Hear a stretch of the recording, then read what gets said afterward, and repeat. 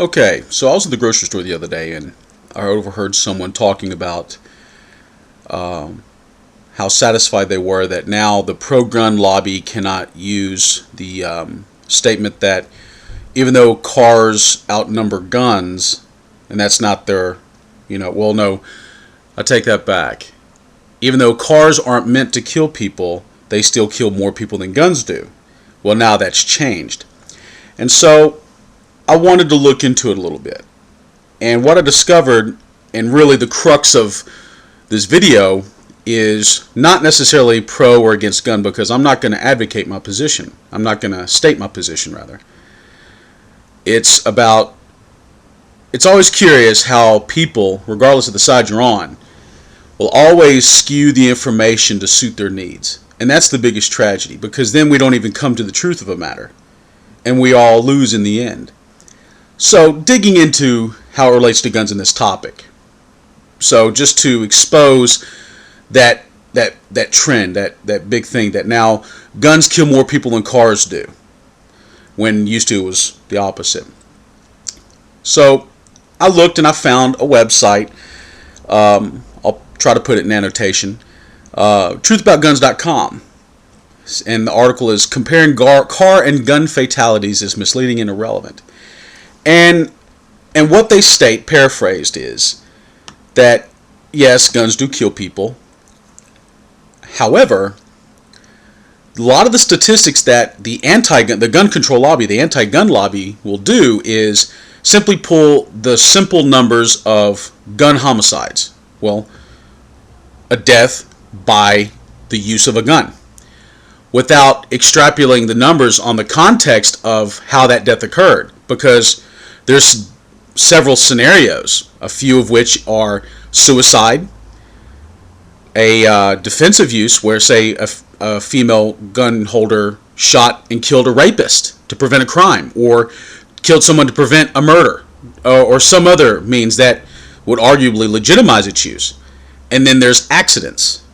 And then there's outright, violent crime, murders, manslaughters, things of that nature.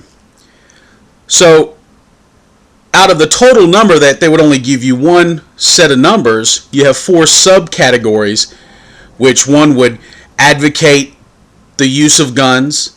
One would advocate, hey, we just need to get educated about them and do a little bit better. And some would have a back and forth to getting rid of them altogether. And then one would say we need to get rid of them altogether. So, and pertains to the motor vehicle comparison. This article uses the examples by Josh Sugarman, and they contest his results. And he provides this list, and he says just a couple of the states he talked about. Virginia, there was 836 gun deaths and only 827 motor vehicle deaths. More guns killed more people than cars. In Indiana, 735 gun deaths and 715 motor vehicle deaths. Well, they break it down. And this article says, well, what were the causes of these deaths? Were they suicides, homicides, or accidents? Because it says here, we know that suicide rates are independent of the method, meaning if you don't have guns, they'll find a knife, they'll find a rope, they'll pour gas on their head, they'll do something. So as far as guns being a tool of malicious, horrible, people killing each other and we need to get rid of them, you got to remove the suicide factor. So just on that, in the states that the Josh Sugarman guy listed here, Alaska, well, I'll say the previous states, Washington goes from 623 gun deaths to only 118 gun accidents and homicides, and of course 580 motor vehicle deaths to 574 motor vehicle accidents and homicides. And the rest of the numbers show the same pattern. The gun accidents and homicides, the gun deaths when annotated as accidents or homicide, and the same as a motor vehicle accident and homicide, the number shifts drastically because you remove someone taking their own life. And that's the information they won't give you. And that's the sadness of it. And the article goes into more details, and you can check that out if you so choose. And so, seeing that one, I somehow got into another website, and it's called Neon Tommy, Doing the Math on Guns. And I'll try to put an annotation on there as well. And he goes about the numbers on guns in our country, but also in a more worldly perspective. And he has a very lengthy article. It's a very interesting read. I would suggest that you check it out. I'll try to put the link up if I can. I'm not really good at this video editing stuff. And he has this graph. And it basically shows that gun ownership has no correlation to murder rates. How? And it shows many, many countries in this graph. And it has, on one side it says, rack from 0 to 100. And that's guns per 100 people. And then you have, going this way, homicides per 100,000 people. Okay? And you have a lot of countries that are down here in the bottom where you have no murders and no guns. Okay? Well, USA is right near 90, like close to 90 guns per 100 people. Well, you would expect that it would be also way over here on the high murder rate per 100 people, but it's not. It's right there in line with Yemen, Sweden, France, Iceland, Australia, Turkey, Japan, a lot of fairly modern countries.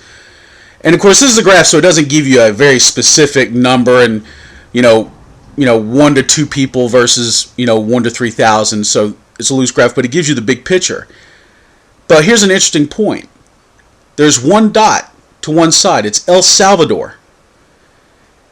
Less than 10 guns per 100 people, but looks like about 74 homicides per 100,000 people. What does that tell you? Well, check out the website and look at the graph, and it'll tell you that. Also, it talks about a chart that says shows homicides, which is just a death, so it's not even breaking down the other 3 parts that I mentioned before. Homicides per capita in wealthy countries compared to gun ownership per capita. And it has a graph that says average non-gun homicides per 100,000 in the years 95 to 2011. Average gun homicides, period, per 100,000 in the same time period. And then guns per 100,000 people. So, in the USA, you have about 95 guns per 100 people, but just about half of it is gun homicides. Of all of the homicides, about only half are from the result of a gun. And you see the same ratio, but that is with our country having close to 90 guns per 100 people. I think the average is about 87 guns per people, for 100 people. So what it tells you is that killers in countries where civilians tend to be armed show a slight preference for guns, but just as in the first scatter plot, gun ownership and murder rates show no relationship. Swiss and American murderers use guns because they're conveniently available. South Korea and British murderers don't have a pistol in the closet, so they take a knife from the drawer or a rope and try to choke them. Either way, killers are going to kill. And those are the details that a lot of people have to consider. And it's a tragedy that either side of the issue will pull a gimmicky punchline to satisfy their need. It's a confirmation bias setup. And that's the biggest tragedy, I think, second to that of the people dying themselves, be it from a malicious gun act to an accident. So I'll try to put those links in there. Disagree with me if you want. That's cool. That's the beauty of the freedom of speech in this country. In other countries, they'd cut your head off if you're lucky. Maybe they cut off your hands if you disagree with them, but hey, it's what we got. Anyway, take it easy. Thanks for your time.